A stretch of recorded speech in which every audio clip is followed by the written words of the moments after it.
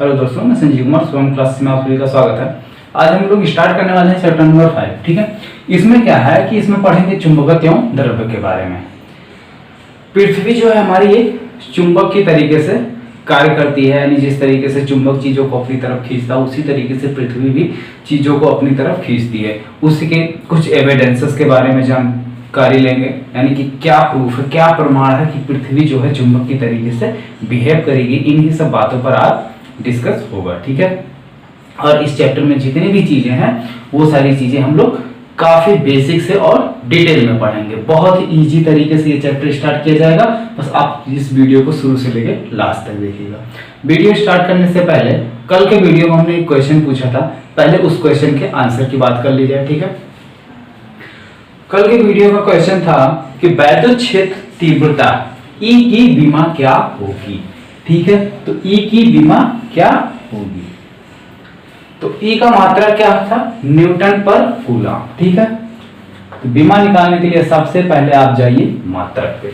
अगर आपको मात्रक पता है तो आप विमा बहुत ही आसानी से निकाल सकते हैं। इसका मात्रक क्या है, न्यूटन पर कूलम, न्यूटन पर कूलम। ठीक है, अब न्यूटन की विमा क्या होती है, न्यूटन बल का मात्रक है और बल की विमा होती है m(L)(T⁻²) बटे कूलम। कूलम की विमा क्या होती है, कूलम Q बराबर होता है AT। कैसे होता है, कल भी ये हम बताए थे आपको, AT। ठीक है, क्योंकि Q इक्वल टू होता है I×T और I की विमा होती है A और T तो समय I है। ठीक है, तो AT। ठीक, अब इसको अरेंज कर लो।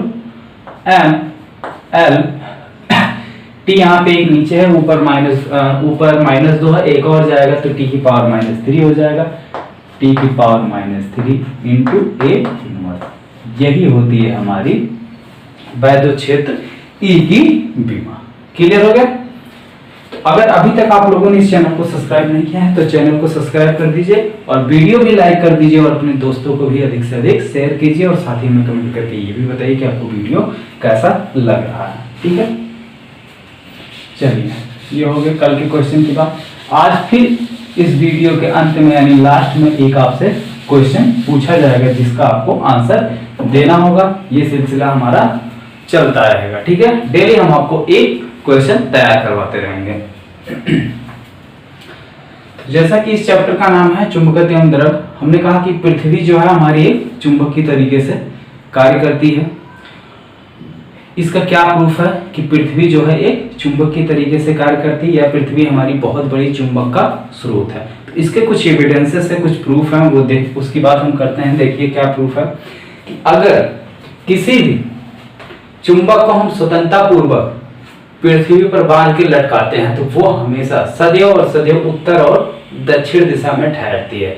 इससे एक बात ये सिद्ध होता है कि कुछ तो बात है। ठीक है, कोई फोर्स तो उस चुंबक पर कार्य कर रहा है जिसकी वजह से वो हमेशा और हमेशा किसी निश्चित दिशा में ना ठहर कर हमेशा उत्तर और दक्षिण दिशा में ही ठहरती है। क्योंकि हम उसको आराम से स्वतंत्रता पूर्वक, चाहे जितना आप आराम से उसको अगर छोड़ रहे हैं, जैसे मान लीजिए इसको ऐसा हम आराम से छोड़ते हैं, फिर भी ये घूम के जो है हमेशा उत्तर और दक्षिण दिशा में ही जाके रुकती है। दूसरी पॉइंट ये है कि कोई भी नरम लोहे का टुकड़ा पृथ्वी के केंद्र यानी पृथ्वी के गर्भ यानी क्या मतलब पृथ्वी के अंदर अगर हम कुछ समय के लिए, काफी दिनों के लिए छोड़ देते हैं तो वो नरम लोहे का जो टुकड़ा है वो भी हमारा क्या होता है, चुंबक बन जाता है। ठीक है, वो भी एक चुंबक की तरीके से कार्य करने लगता है या कह सकते हैं कि उसमें भी चुंबकीय गुण आ जाता है।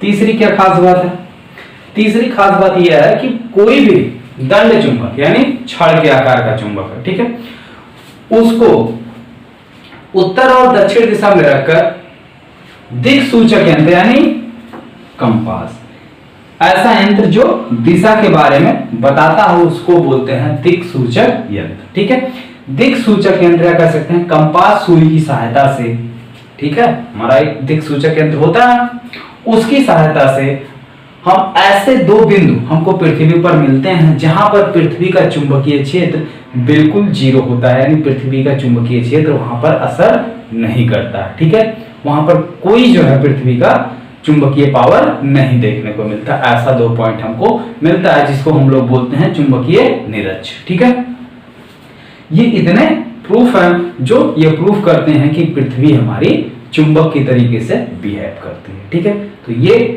क्लियर हुआ कि पृथ्वी में चुंबकत्व का गुण कैसे पाया जाता है, या क्या प्रूफ है कि पृथ्वी में चुंबकत्व का गुण पाया जाता है। बढ़ते हैं अगले टॉपिक की तरफ। अगला टॉपिक है कि पृथ्वी की चुंबकीय पद से संबंधित कुछ परिभाषाएं हैं, उसको भी देख लो। इसको जिसको नोट करना हो वो नोट कर ले। 2 सेकंड के लिए रुक रहे हैं, या स्क्रीनशॉट ले लो। पृथ्वी के चुंबकत्व से रिलेटेड कुछ टर्म है, उसको भी देख लो, क्लियर कर लो वो भी क्या है।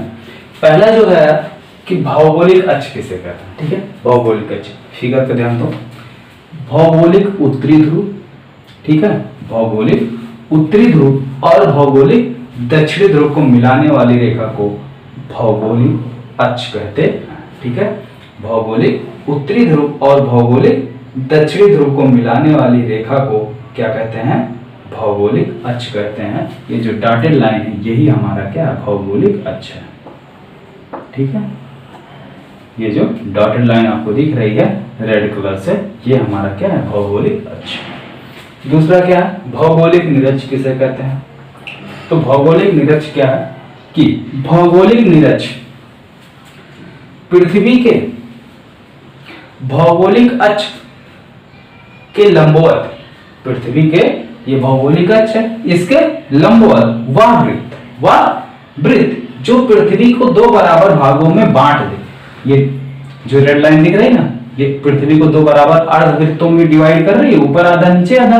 तो भौगोलिक अक्ष के लंबवत खींचा गया वह वृत्त जो पृथ्वी को 2 बराबर अर्धवृत्तों में बांट दे, क्या कहलाता है, भौगोलिक निरक्ष कहलाता। ठीक है, भौगोलिक निरक्ष। अब तीसरा पॉइंट क्या है, भौगोलिक यामोत्तर क्या है। भौगोलिक यामोत्तर क्या है, तो भौगोलिक यामोत्तर की परिभाषा जो है, किसी भी स्थान पर भौगोलिक उत्तर व भौगोलिक दक्षिण को मिलाने वाली जो रेखा है उसी को, ठीक है, मिलाने वाली रेखा से होकर गुजरने वाले लंबवत तल को हम कहते हैं भौगोलिक यामोत्तर। फिर से देखो, किसी भी स्थान पर भौगोलिक उत्तर और भौगोलिक दक्षिण, भौगोलिक उत्तर भौगोलिक दक्षिण को मिलाने वाली जो रेखा है उस के लंबवत तल, ठीक है, इस रेखा के लंबवत, ये ऐसे लंबवत गुजरने वाली तल को हम कहते हैं भौगोलिक यामोत्तर। क्लियर हो। चुंबकीय ध्रुव क्या है, चुंबकीय ध्रुव पृथ्वी के जिन 2 स्थानों पर, ठीक है, इसकी परिभाषा देखो। चुंबकीय ध्रुव यहीं लिखा गया होगा, चुंबकीय ध्रुव, चुंबकीय दक्षिणी ध्रुव लिखा होगा, चुंबकीय उत्तरी ध्रुव। ठीक है, पृथ्वी के जिन 2 स्थानों पर चुंबकीय सुई पृथ्वी के तल के लंबवत ऊर्ध्वाधर हो जाती है उसे हम कहते हैं चुंबकीय ध्रुव। ठीक है, पृथ्वी के जिन 2 स्थानों पर, जैसे ये हमारी पृथ्वी है, पृथ्वी के जिन 2 स्थानों पर चुंबकीय सुई पृथ्वी के तल के लंबवत, ये हमारा पृथ्वी का तल है, ठीक है, अगर चुंबकीय सुई पृथ्वी के तल पर हम रखें तो पृथ्वी के तल से लंबवत जिन 2 स्थानों पर पृथ्वी के तल से लंबवत हो जाती है उसी को हम कहते हैं चुंबकीय ध्रुव। ठीक है, परिभाषा आप लोग लिख लीजिएगा या नोट्स जो है आपको प्रोवाइड कर दिया जाएगा। अगला है चुंबकीय अक्ष क्या है, चुंबकीय अक्ष। तो चुंबकीय उत्तरी ध्रुव और चुंबकीय दक्षिणी ध्रुव को मिलाने वाली रेखा को चुंबकीय अक्ष कहते हैं। ठीक है, ये हमारा चुंबकीय दक्षिणी ध्रुव है और ये चुंबकीय उत्तरी ध्रुव है। तो चुंबकीय उत्तरी ध्रुव और चुंबकीय दक्षिणी ध्रुव को मिलाने वाली रेखा को चुंबकीय अक्ष कहते हैं। ये भी क्लियर हो गया। अगला है चुंबकीय निरक्ष। तो चुंबकीय निरक्ष किसे कहते हैं, जिन 2 स्थानों पर चुंबकीय सुई पृथ्वी की सतह के समांतर, ठीक है, जैसे चुंबकीय ध्रुव में कहा गया था पृथ्वी की सतह के लंबवत, ठीक है, अब कोई 2 स्थान ऐसा होगा जहां पर चुंबकीय सुई पृथ्वी के सतह के समांतर होगा, ठीक है, अर्थात क्षैतिज में रहती है। उन दोनों स्थानों से गुजरने वाली, जो उन दोनों स्थानों से गुजरने वाली लाइन है उसी को पृथ्वी के या मिलाने वाली रेखा को हम कहते हैं चुंबकीय निरक्ष। ठीक है, पृथ्वी के जिन दो स्थानों पर चुंबकीय सुई पृथ्वी के तल के या क्षैतिज के समांतर होती है, उन दोनों स्थानों को मिलाने वाली रेखा को कहते हैं चुंबकीय निरक्ष। ठीक है, लास्ट पॉइंट है चुंबकीय यामोत्तर। चुंबकीय यामोत्तर क्या है? तो किसी स्थान पर पृथ्वी के दक्षिणी ध्रुव और पृथ्वी के उत्तरी ध्रुव, भाई चुंबकीय यामोत्तर की बात हो रही है ना, तो किन्हीं दो स्थानों पर चुंबकीय दक्षिणी ध्रुव और चुंबकीय उत्तरी ध्रुव को मिलाने वाली रेखा के तल के लंबवत तल को कहते हैं चुंबकीय यामोत्तर। ठीक है, ये परिभाषा, ये दोनों काफी मिलती जुलती परिभाषा है, ध्यान दीजिएगा। यहाँ पे सिर्फ भौगोलिक और चुंबकीय शब्द का अंतर है। यहाँ पे क्या है कि भौगोलिक उत्तर और भौगोलिक दक्षिण को मिलाने वाली रेखा के तल के लंबवत तल को चुंबकीय यामोत्तर कहते हैं, भौगोलिक यामोत्तर कहते हैं। ठीक है, और चुंबकीय यामोत्तर में क्या है कि चुंबकीय दक्षिणी और चुंबकीय उत्तरी ध्रुव को मिलाने वाली रेखा के तल के लंबवत तल को चुंबकीय यामोत्तर कहते हैं। ठीक है, इतनी चीजें क्लियर हुई, टॉपिक नोट कर लीजिए, फिगर बना लीजिए। ठीक है, और जो चीजें हमने कहा आप उसको वीडियो को रोक रोक के उसको राइट कर लीजिए, डेफिनेशन को, छोटी छोटी डेफिनेशन, इसीलिए हमने इसको राइट नहीं किया। बाकी बढ़ते हैं आगे पृथ्वी के चुंबकीय अवयव के बारे में। ठीक है, अगला टॉपिक है पृथ्वी का चुंबकीय अवयव।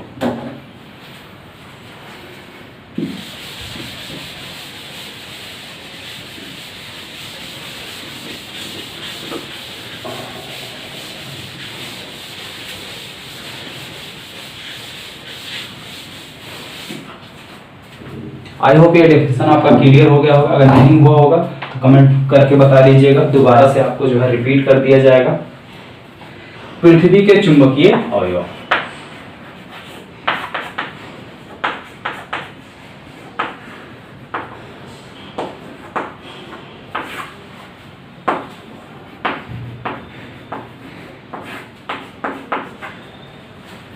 Element of earth magnetic field,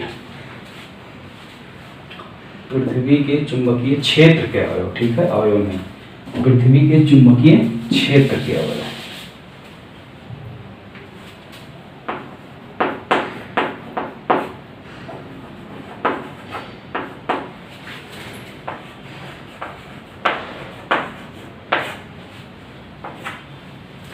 element of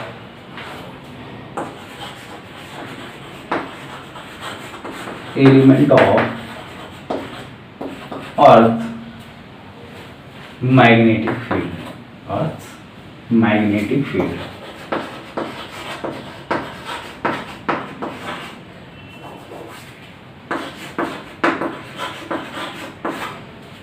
ठीक है, इसमें जो सबसे पहला है वो है दिक्पात का कोण।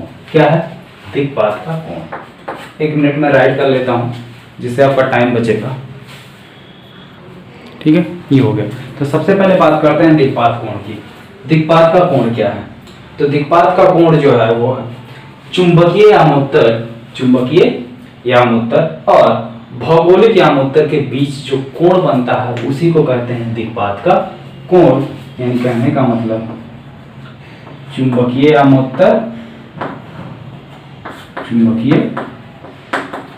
यामोत्तर और भौगोलिक यामोत्तर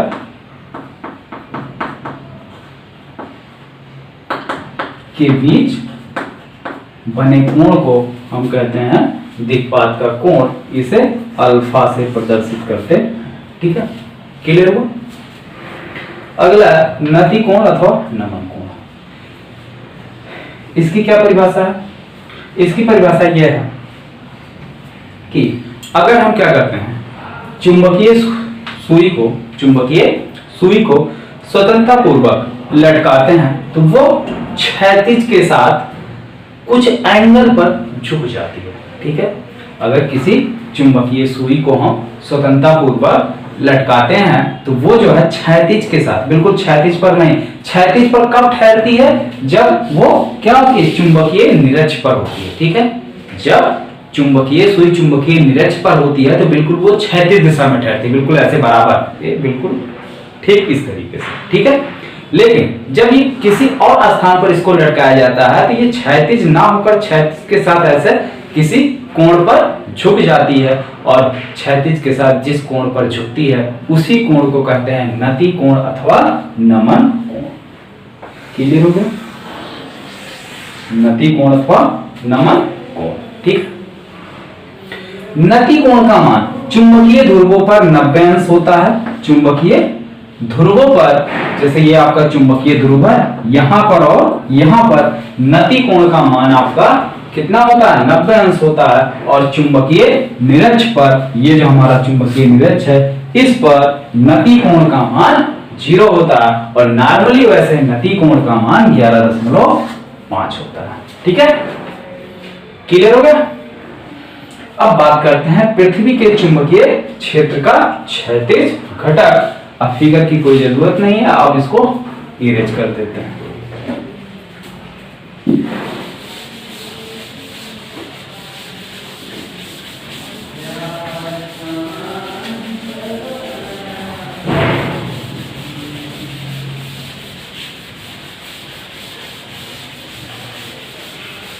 horizontal component of earth magnetic field. ठीक है, पृथ्वी के चुंबकीय क्षेत्र का क्षैतिज घटक। अभी आपका ज्ञानोत्तर यहां भी क्लियर कर दिया जाएगा।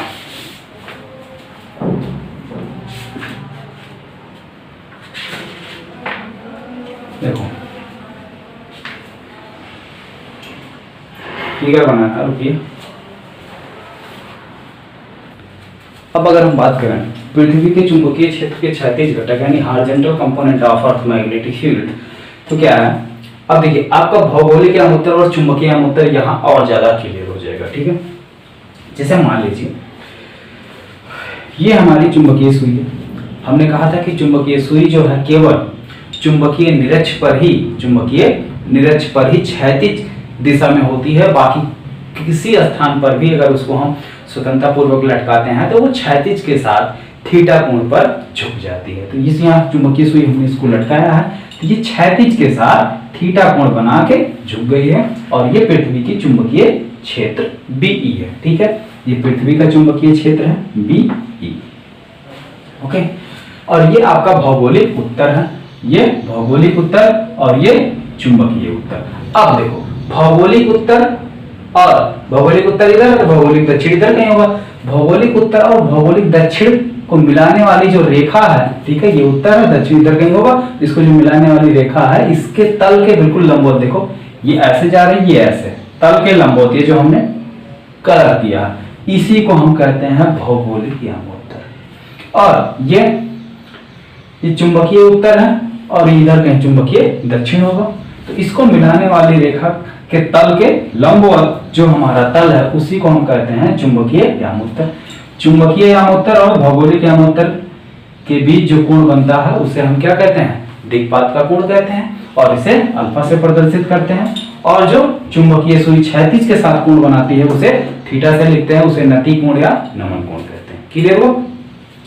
मान लिया गया कि पृथ्वी किसी स्थान पर पृथ्वी के किसी स्थान पर ये चुंबकीय सुई जो है क्षैतिज के साथ थीटा कोण पर बना रही है। ठीक है, तो जब थीटा कोण बना रही है तो इस स्थान पर चुंबकीय क्षेत्र, पृथ्वी का चुंबकीय क्षेत्र बी है। अब पृथ्वी की चुंबकीय क्षेत्र को दो घटकों यानी ऊर्ध्वाधर और क्षैतिज कंपोनेंट में डिवाइड कर दिया गया। तो क्षैतिज कंपोनेंट यानी बी, हॉरिजॉन्टल बी एच से डिनोट किया गया, और ऊर्ध्वाधर कंपोनेंट को किससे लिखा गया? V V. ठीक है, तो क्षैतिज कंपोनेंट कितना हो जाएगा? क्षैतिज कंपोनेंट ये चीज हमको पता है, ये चीज हमको पता है कितना है? बीई ज्ञात है, लेकिन बीएच नहीं ज्ञात है। तो बीएच कितना हो जाएगा? देखो ये एक समकोण त्रिभुज बन रहा है। अब चाहे समकोण त्रिभुज से निकाल लो, बीएच बराबर हो जाएगा हमारा बीई cos थीटा, या आप ऐसे समझ लो कि किसी भी चीज को अगर हम दो कंपोनेंट में लंबवत और क्षैतिज कंपोनेंट में वियोजित करते हैं तो जिस भुजा के साथ कोण होता है वो cos थीटा होता है, और जिसके साथ कोण नहीं होता है वो sin थीटा होता है। ये कॉन्सेप्ट आप याद रखो। ठीक है, आपको हमें कहीं भी समकोण त्रिभुज लगाने की जरूरत नहीं पड़ेगी। एंगल क्षैतिज के साथ बन रहा है, तो क्षैतिज वाला कंपोनेंट जो है वो क्या हो जाएगा, B cos theta, B cos theta. और ऊर्ध्वाधर कंपोनेंट के साथ में कोण नहीं है तो इसके साथ में क्या हो जाएगा, साइन थीटा। ठीक है, तो ऊर्ध्वाधर कंपोनेंट कितना हो गया, V equal to V sine theta. अब समीकरण 1 और समीकरण 2 को वर्ग करके अगर हम जोड़ दें तो क्या मिलेगा। ठीक है, समीकरण 1 व 2 को वर्ग करके जोड़ने पर दोनों साइड का वर्ग करो तो इधर क्या हो जाएगा, B H square equal to हो जाएगा B square cos square theta. समीकरण 1 से हमको क्या मिलेगा, B H square equal to B square cos square theta. ठीक है, ये हो गया समीकरण नंबर 1 से मिला। और इससे क्या मिलेगा, समीकरण नंबर 2 ये इस साइड जुड़ेगा वी स्क्वायर और ये प्लस में ये चीज दूसरी साइड जुड़ जाएगा, क्योंकि बराबर के लेफ्ट साइड वाली चीजें लेफ्ट साइड में और राइट साइड वाली चीजें राइट साइड में जुड़ेगी। तो V E square sine square theta, B square sine square theta. तो हो क्या गया, B H square plus B V square equal to B और बी दोनों में कॉमन है, बी को ले लो कॉमन, बी स्क्वायर हो गया कॉमन, यहां बचा cos स्क्वायर थीटा और plus sign square theta. cos square theta और साइन स्क्वायर थीटा की वैल्यू कितनी होती है, 1 होती है। ठीक है, तो मिला क्या हमको, B H square plus V square equal to V square, या वी इक्वल टू इधर स्क्वायर है दूसरी साइड जाएगा क्या हो जाएगा, रूट चढ़ जाएगा, B H square plus V square. अगर हमें पृथ्वी के क्षैतिज और ऊर्ध्वाधर घटक का मान पता है तो पृथ्वी का चुंबकीय क्षेत्र हम इस फार्मूले से आसानी से निकाल सकते हैं। ठीक है, अगर हमें क्षैतिज और ऊर्ध्वाधर कंपोनेंट दोनों पता है तो इस फार्मूले से हम पृथ्वी का चुंबकीय क्षेत्र निकाल सकते हैं। क्लियर, अगर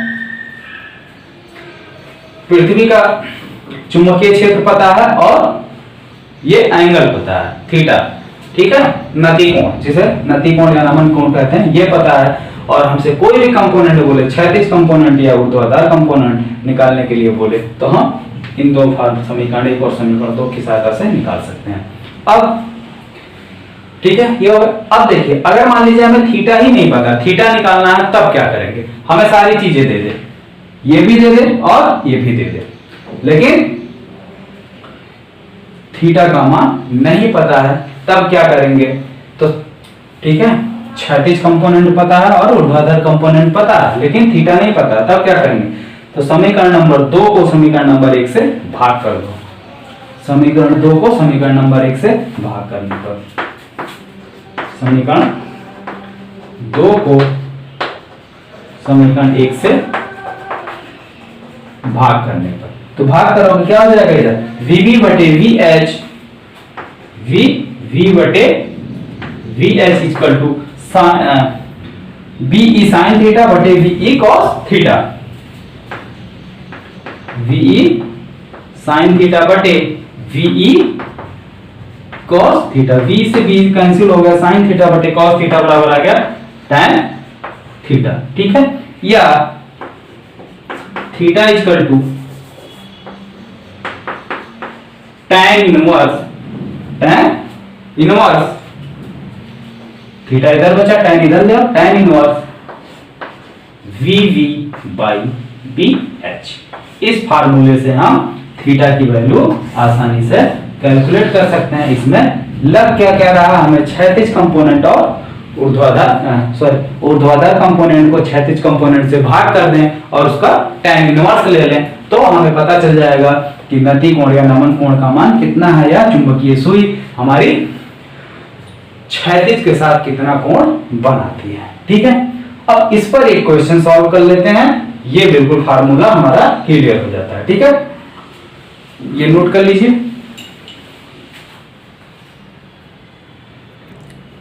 आपका क्वेश्चन है कि एक स्थान पर पृथ्वी के चुंबकीय क्षेत्र का क्षैतिज घटक उसके ऊर्ध्वाधर घटक का 3 गुना है, तो उस स्थान पर नमन कोण क्या होगा। अब इसमें फार्मूला कौन सा अप्लाई होगा, नमन कोण पूछा, यानी हमसे क्या पूछ रहा है, थीटा बराबर पूछ रहा है। दिया क्या क्या है, चुंबक क्षैतिज घटक उसके ऊर्ध्वाधर घटक का 3 गुना है, ठीक है। तो यानी क्षैतिज घटक BH इक्वल टू 3 गुना √3 BH VV ऊर्ध्वाधर घटक, ठीक है। ये चीज हमको दिया हुआ है और पूछ क्या रहा है, थीटा का मान पूछ रहा है। तो कौन फार्मूला लगेगा, ये वाला फार्मूला अप्लाई होगा। तो देखो यहां से क्या हो जाएगा, थीटा इक्वल टू फार्मूला है tan inverse VV by VH, ये चीज है, ठीक है। ये हमको मिला हुआ, इसमें क्या करो, BH से भाग कर दो, दोनों साइड क्या करो, BH से भाग कर दो, यहां भी BH कर दो, यहां भी BH कर दो। इससे ये कैंसिल हो गया, तो 1 इक्वल टू आ गया √3 VV by VH, VV by VH, ये मिल गया। 1 बाई √3 को क्या कर दो, इधर कर दो, 1 by √3 equal to VV by VH। अब VV बाई VH की जगह 1 बाई √3 रख सकते हैं, ठीक है। अब रख दो तो थीटा इक्वल टू क्या मिलेगा, tan इनवर्स 1 बाई √3, और 1 बाई √3 कितने का मान होता है, tan तीसंस का। तो tan इनवर्स tan तीसंस, tan से tan कैंसिल हो गया, आया कितना, तीसंस। तो नति कोण का मान कितना है, नमन कोण का मान कितना है, तीसंस। या एक तरीका और है, यही आपको दिया BH इक्वल टू √3 VV, यही वैल्यू उठा के यहां रख दो, tan inverse VV by √3 VH की जगह रखा है क्या, √3 VV से VV कैंसिल हो गया, आया क्या, tan इनवर्स 1 बाई √3, और tan इनवर्स 1 बाई √3 की वैल्यू होती है 30 अंश, ठीक है। अभी भी यहां दिखाएगा, क्लियर हो गया। तो ये जो है हमारा आंसर आ गया, ठीक, ये आंसर आ गया। तो इस तरीके से इस पर क्वेश्चन सॉल्व किया जाएगा। आज का क्वेश्चन आप लोग नोट कर लीजिए, इसी क्वेश्चन पर भी मैं आज का क्वेश्चन दे रहा हूं। ये सारी चीजें देखो, पृथ्वी का क्षैतिज घटक और ऊर्ध्वाधर घटक पता है आपको, थीटा भी निकाल दिया, यानी नमन कोण भी निकाल दिया गया। अब क्वेश्चन ये उठ रहा है कि पृथ्वी का चुंबकीय क्षेत्र क्या होगा, ठीक है। थीटा बराबर यहां लिख लो, अभी भी मैंने निकाला, थीटा बराबर 30 अंश लिख दिया गया है। अब निकालना क्या है आपको, पृथ्वी का चुंबकीय क्षेत्र, पृथ्वी का